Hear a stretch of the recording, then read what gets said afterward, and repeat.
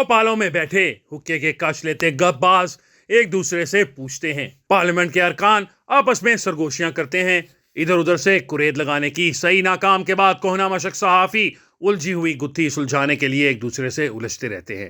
سیاسی موسموں کی پہچان پرکھ رکھنے والے مبصرین اسی ادھیڑ بن میں سر کھجاتے ہوئے سو جاتے ہیں۔ کوئی حاتم طائی نہیں جو اس ہما میں بات گرد کا راز پائے۔ ہر ایک کو بظاہر یہی لگتا ہے کہ دور جاتے مسافر کی طرح 9 مئی کے قدموں کی چاپ ہولے ہولے معدوم ہوتی جا رہی ہے۔ سوختہ بخت کور کمانڈر ہاؤس کی راکھ میں دبی چنگاریاں ٹھنڈی پڑ چکی ہیں۔ قائد اعظم کے پیانوں کا بے ساز و آواز ڈھانچہ شاید کسی انبوائے خاشاک کا حصہ بن چکا ہے۔ فضائیہ کے زخمی طیاروں کی مرہم پٹی کر کے نیا رنگ و روغن چڑھا دیا گیا ہے۔ شہداء کی تاراج شدہ یادگاریں نئی تزئین و آرائش کے ساتھ پھر سے تعمیر کی جا چکی ہیں۔ قوم کے کل کے لیے اپنا آج قربان کر دینے والے جاں بازوں کے شکستہ مجسموں کی کرچیاں سمیٹی جا چکی ہیں۔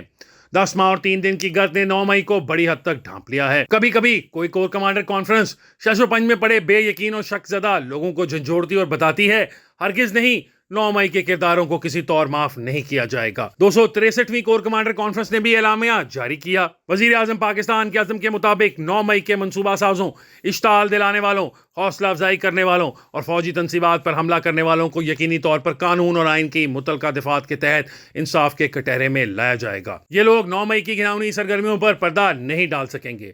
ادھر 10 ماہ اور 3 دن کے دوران ایک ہی نفس مضمون کے اعلامیوں کو محض صحرا کی باز گشت خیال کرنے والوں کے حوصلے دو چند ہو چکے ہیں۔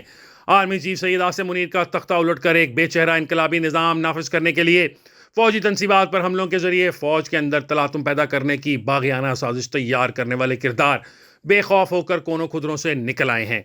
منصوبہ سازوں، زہر پاشی کرنے والوں، فوج کے خلاف منظم پروپیگنڈا مہم چلانے والوں، لوگوں کو بغاوت پر اکسانے والوں اور 9 مئی کی غارت گر سپاہ کا حصہ بننے والوں کی بڑی تعداد 8 فروری کے بہشتی دروازے کے ذریعے منتخب جمہوری ایوانوں میں آ بیٹھی ہے۔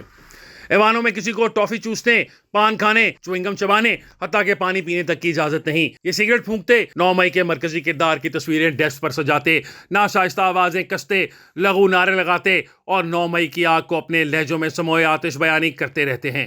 سر شام ٹی وی ٹاک شوز میں جلوہ گر ہوتے ہیں اور بنیادی انسانی حقوق کا درس دیتے ہیں، اس لیے کیا وہ استحقاق یافتہ منتخب عوامی نمائندے ہیں؟ بظاہر یہی لگتا ہے کہ 8 فروری نے 9 مئی کو کوہنی مار کر بہت پیچھے دھکیل دیا ہے۔ سید عاصم منیر سے بغض عداوت کے گونا گو اسباب میں سے ایک کا تذکرہ بہت عام ہے۔ ISI کے سربراہ کے طور پر لیفٹیننٹ جنرل عاصم منیر کے پاس ایسے ٹھوس اور مصدقہ شواہد آئے کہ وزیر اعظم عمران خان کا گھر بدترین کرپشن کا گڑھ بن چکا ہے، تو انہوں نے آرمی چیف جنرل باجوہ سے بات کی کہ آپ یہ سب کچھ وزیر اعظم کے علم میں لائیں۔ باجوہ صاحب دور اندیش شخص تھے، کہا تم خود بات کر لو۔ راست مزاج اور صاف گو جنرل عاصم اس خوش گمانی میں کہ عمران خان کرپشن اور بددیانتی کو سخت ناپسند کرتے ہیں، ناقابل تردید شواہد کا پلندہ اٹھائے وزیر اعظم ہاؤس پہنچے اور یہ جنرل عاصم کے نامہ اعمال کا سیاہ ورق بن گیا۔ ایک واقعہ اس سے پہلے بھی پیش آ چکا تھا۔ وزیر اعظم عمران خان نے 2 بار جنرل عاصم سے کہا کہ میرے فلاں سیاسی حریف پر غداری یا کسی بھی طرح کے سنگین مقدمے قائم کر کے انہیں جیل میں ڈالو۔ جنرل عاصم منیر طرح دیتے اور ٹالتے رہے۔ جب تیسری بار خان صاحب نے ISI کے سربراہ کو روبرو بٹھا کر تحکمانہ رعونت کے ساتھ یہی حکم دیا تو جنرل نے بھی ترکی بترکی کہا، مسٹر پرائم منسٹر، میں نے کسی اور بات کا حلف اٹھا رکھا ہے۔ ISI کے چیف کا کام آپ کے سیاسی حریفوں پر جھوٹے مقدمے بنا کر انہیں جیلوں میں ڈالنا ہرگز نہیں، میں یہ کام نہیں کر سکتا۔ جنرل عاصم منیر اٹھ کھڑے ہوئے، سوری سر کہتے ہوئے وزیر اعظم کو سلیوٹ کیا اور کمرے سے نکل گئے۔ عمران خان کے دل پر لگنے والے اس گہرے زخم سے ابھی لہو رس ہی رہا تھا جب سید عاصم نے خان کی کرپشن کی پٹاری بھی کھول دی۔ وزیر اعظم نے فرمان جاری کیا، اس گستاخ اور نافرمان جرنیل کو صرف 7 ماہ 9 دن بعد ایک نیک نام افسر کو بے مروت انداز میں ISI سے فارغ کر دیا گیا۔ یہ پوری پاکستانی تاریخ میں کسی بھی ISI سربراہ کا مختصر ترین عرصہ تھا۔ منتقم مزاج وزیر اعظم نے جنرل سید عاصم منیر کی سرکشی کو کبھی معاف نہ کیا۔ بطور آرمی چیف ان کی تقرری کو کوچہ و بازار کا موضوع بنایا۔ اعلان سے 2 دن پہلے لانگ مارچ کرتے ہوئے راولپنڈی پہنچے، سعودی عرب کو بھڑکانے کی سازش کا حصہ بنے، اپنے پشتی بانوں سے مل کر 9 مئی کی سازش تیار کی۔ نشانہ کوئی بھی ہو، در حقیقت یہ ریاست جمہوریت اور فوج کے نظم و ضبط کے خلاف بغاوت تھی جو ناکام ہو گئی۔ اس نوع کی بغاوتیں کامیاب ہو جائیں تو اپنا سکہ جمانے کے لیے صفاقانہ حربے اختیار کرتی ہیں، ناکام ہو جائیں تو سنگین تر صفاقی کا نشانہ بن جاتی ہیں۔ یہ ہماری تاریخ کی واحد بغاوت ہے جو جزوی طور پر کامیاب اور حتمی طور پر ناکام ہو گئی، لیکن فوج کے چند اعلیٰ افسران کے سوا آج تک کسی ایک بھی سول کردار کو سزا نہیں ہو سکی۔